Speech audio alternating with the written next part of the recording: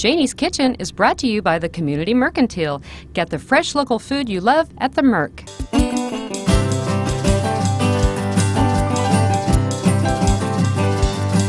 Hi, I'm Jayni Carey and welcome to my kitchen. Well, this past June, Kevin Dobson, who produces and edits the show, my husband Frank, and I had the opportunity to attend the 2009 National Festival of Bread's bread baking contest in Wichita, Kansas. 8 finalists came from around the country to prepare their special recipes for the judges. A little later in the show, we're going to meet the winner of the contest, and Cindy Falk from Kansas Wheat will be here to prepare that winning recipe. But joining me now is Sharon Davis from the Home Baking Association. Welcome, Sharon. Hi, Jayni. Hi, Sharon. It's wonderful to have you here today. It's fabulous. Yeah. Well, tell me about yourself, Sharon, and what you do. Well, I'm a family and consumer sciences teacher. That means that I teach in a classroom part of the time, and part of the time I work for the Home Baking Association as a writer, a demonstrator, a workshop provider. Well, tell me a little bit about wheat. Well, first of all, the flour is the basis for any good bread, and so Bread Baking 101, we always look at what do you want to start with. And for yeast breads, which is what we're going to do today, we're going to start with hard wheats, which is what we grow in Kansas. You can either use a whole wheat red or a whole wheat white.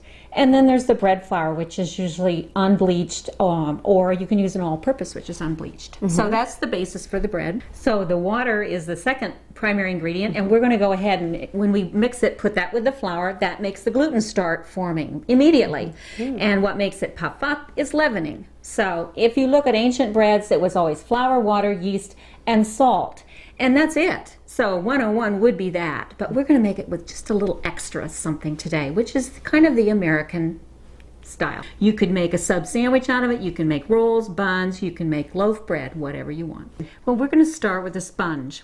The sponge is really just about the first half of the ingredients, and so you put the water in, which is typically room temperature. You add in the flour, and then you go ahead and add in your yeast and your sugar, and you mix it for 2 to 3 to 4 minutes, somewhere in that range, so that it blends thoroughly. Then you're ready to just cover it lightly, and it can rest or ferment for anywhere from 10 minutes to overnight in the refrigerator. Well, Sharon, now that the sponge is ready, what do we do next? Oh, you just move on. You add the rest of the ingredients, and those might include an egg, which will give it extra nutrition as well as staying power on the shelf. You know, when you make a bread, if you use milk and you have that butter or oil, either one of those is going to give you more shelf life, which is really great. The flour is a hard white wheat, and I like that because it's a little sweeter, and as far as color, it's a little lighter. I also have about a half a cup of bread flour here just to finish it off. So we're going to go ahead and add the rest of the flour. And then the salt will go in last. And we're going to go ahead and throw it in at the very end. We're going to go ahead and start mixing. And we're using a dough hook now, right? That's right. When it balls up in a ball, which we'll see in a few minutes, then that's when you're ready to knead. So we're really just stirring right now on the mixer, and that's what you would be doing by hand too. Now so now you're adding the salt. That's the salt. Go ahead and get that in there, and we're going to bring it up a notch so it can really stir a little harder. So we can see that we have a really moist dough in the mixer right now. So we're going to add the next half cup of flour. You might want to just turn it back just a little so we don't splash you, Jayni. And here we go. We're going to go ahead and mix that last half cup flour in. Once the ball of dough forms around the hook, you're going to want to stop it and just take a really good look in there to see if your dough looks wet or not. Because if it's wet, you'll probably add another 1/4 of a cup of flour. If it's too dry, you'll add a tablespoon of water. But then you'll proceed and just let it mix for the next 5 to 7 minutes. It should clean this bowl until it shines. Jayni, it's picking up now. This is always exciting to watch for me because once you've got it in the bowl, you'll see that it starts to thump in there. You can hear it clean the bowl. And once it picks up and cleans the bowl, you want to let it finish. You'll let it mix another minute or even minute and a half. And the neat thing the viewers can't smell is that weedy aroma. You can smell it, and once you smell that, you know this dough is nearly done. See how nice and clean it's making the bowl.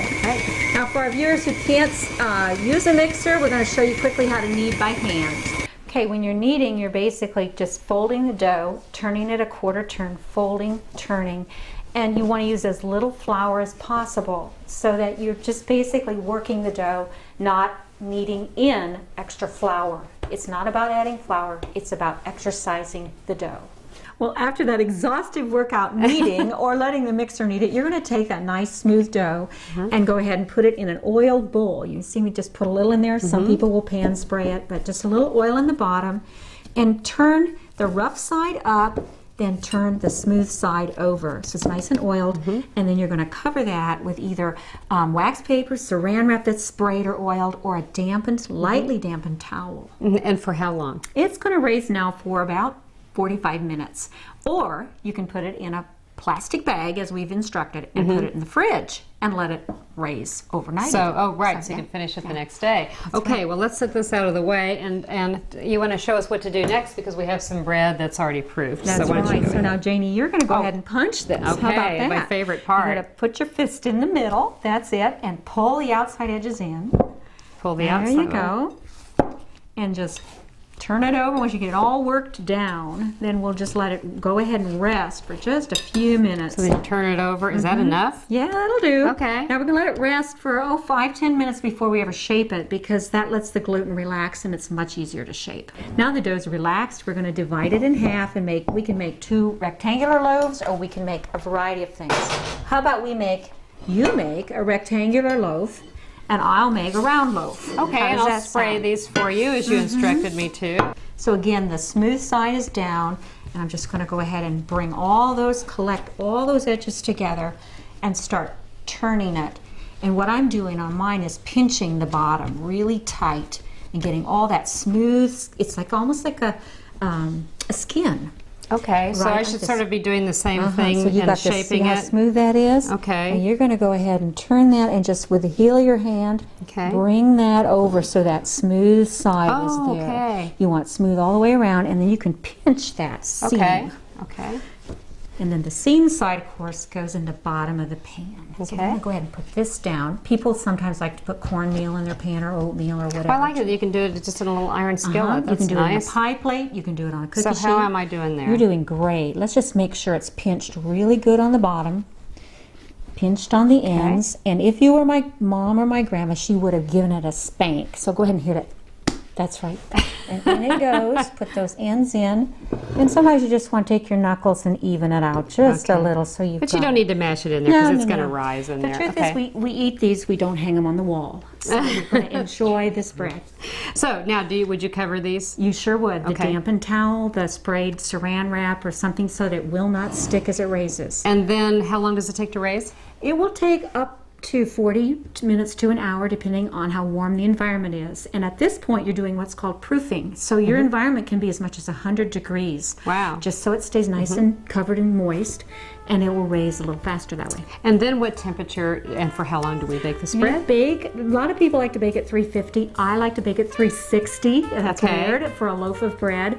And you'll bake around 30 minutes. So we have the beautiful breads that you've baked for us, Sharon. Now the beauty of a round loaf is, as some families know, you have 4 heels.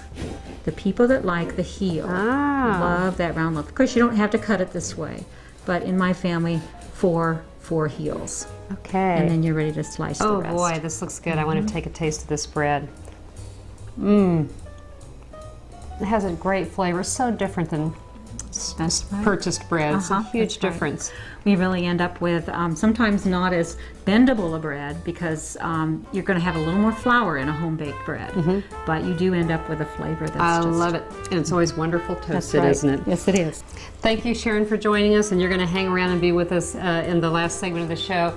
So we're going to break now, but stay with us because Cindy Falk of Kansas Wheat will be joining us to make some more bread recipes in the next segment.